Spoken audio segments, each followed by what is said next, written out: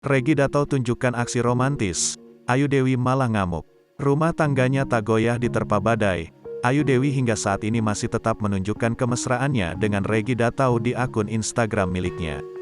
Ayu Dewi seolah tak terpengaruh dengan isu perselingkuhan Regi Datau dengan Denise Chariesta. Baru-baru ini, Ayu Dewi bahkan membagikan kebersamaannya dengan Regi Datau saat sedang makan bersama di sebuah hotel. Ayu Dewi tampak mengaduk makanan yang ada di depannya.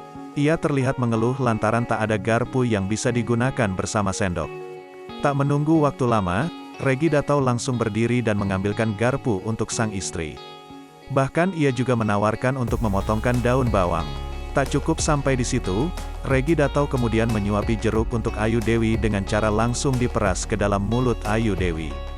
Namun, Ayu Dewi malah ngamuk lantaran capek membuka mulutnya, sedangkan air jeruk yang menetes sangat sedikit. Enggak, udah capek.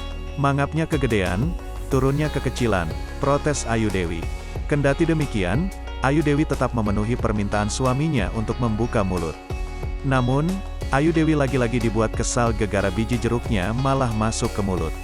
Udah, bijinya masuk, protes Ayu Dewi. Mendengar kekesalan istrinya, Regi Datau malah tertawa terbahak-bahak. Banyak yang berpendapat bahwa kini sikap Regi Datau lebih lembut dan romantis kepada Ayu Dewi.